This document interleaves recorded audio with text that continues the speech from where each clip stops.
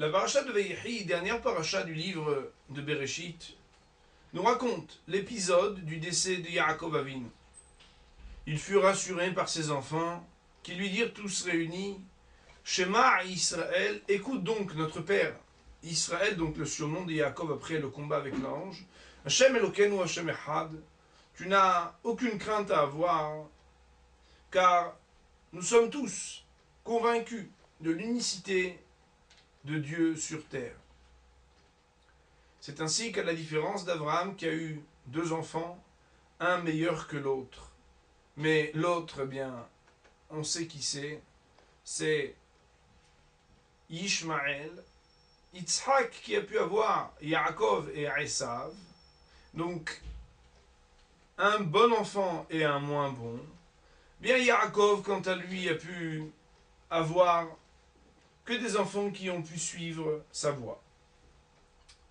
Yaakov quitte ce monde et il demande à être enterré en Eretz Israël. Nous le savons, il est une très grande mitzvah d'appliquer la volonté d'un défunt, mais on le sait bien, même lorsque quelqu'un a quitté ce monde, nous avons la possibilité d'intercéder et d'accomplir des mitzvot, le'ilui nishmato, c'est-à-dire pour l'élévation de l'âme du défunt. En particulier pendant les 11 premiers mois, et ensuite, eh bien, à jamais, nous avons la possibilité d'octroyer des mérites au défunt pour lui permettre, même après la mort, de s'approcher toujours plus près de la Shekhinah, de la présence divine. Nous allons raconter une histoire qui s'est passée il y a à peu près 200 ans en Allemagne, à Francfort. Cette histoire nous raconte qu'une femme qui était veuve et qui n'avait qu'un fils unique travaillait très dur. Cette femme faisait des ménages. Son fils est tombé malade et Bar Minan, malgré son jeune âge, quitta ce monde aussi. On imagine une femme très triste, qui n'a plus ni mari ni enfant. Et chaque matin, eh bien, avant d'aller travailler difficilement à faire des ménages, elle allait à la synagogue pour payer une pièce au bedeau, au shamash de la synagogue, afin qu'il fasse réciter un kaddish pour son fils. En effet, selon la loi, la halakha, nous devons réciter le kaddish pour un défunt.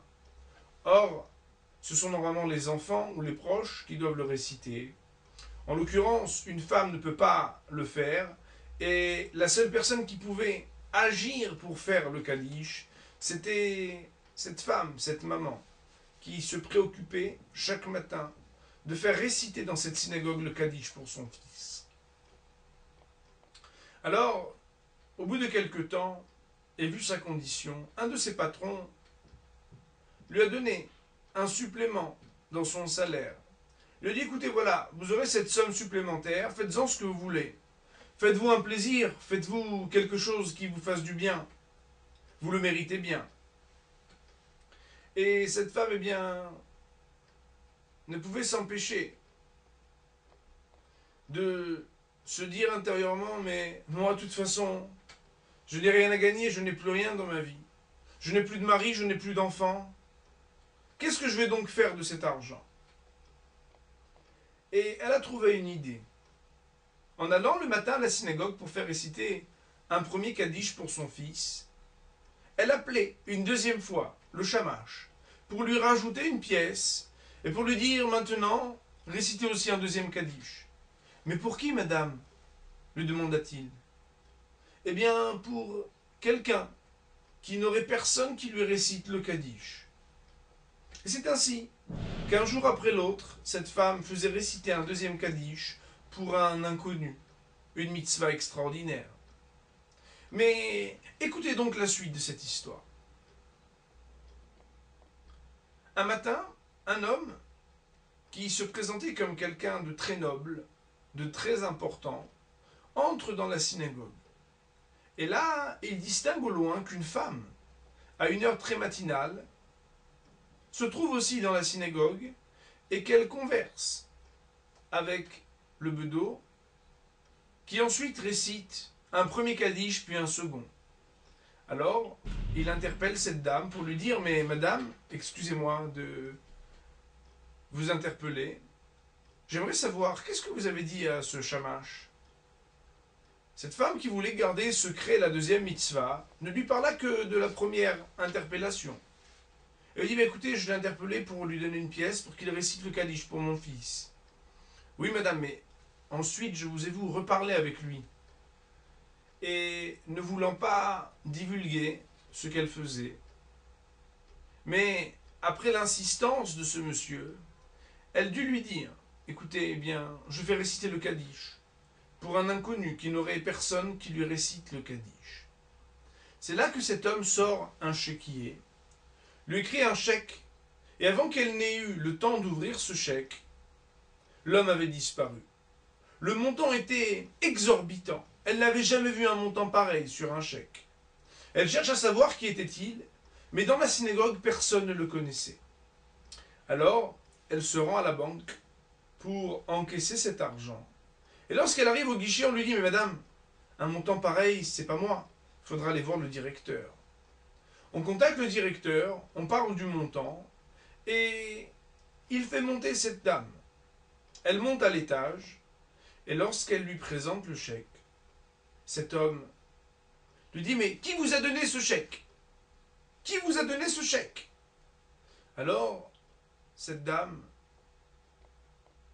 qui voulait donc répondre et raconter au directeur de la banque qui lui avait donné le chèque, lui décrit un petit peu qui était le personnage et dans quel cadre elle l'avait reçu.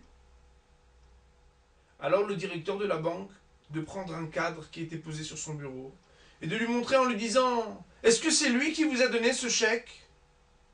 Et là, eh bien, la dame dit « Oui, exactement.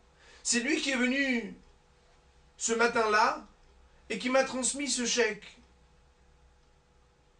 Le directeur de la banque de lui dire, avec les larmes aux yeux, « Vous savez, cet homme-là, c'est mon père. Cela fait déjà 30 ans qu'il a quitté ce monde. Pourquoi vous a-t-il donné ce chèque ?» Eh bien, la dame de lui expliquer que c'est parce que elle avait donné une pièce pour faire réciter le Kaddish.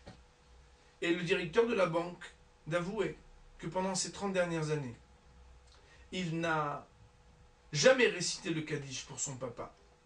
De là, nous apprenons l'importance extraordinaire du Kaddish, qui, malgré le décès de quelqu'un, eh bien, lui permet d'avoir des mérites, lui permet de gravir toujours plus haut et toujours plus près de la Shekhinah. Shabbat Shalom.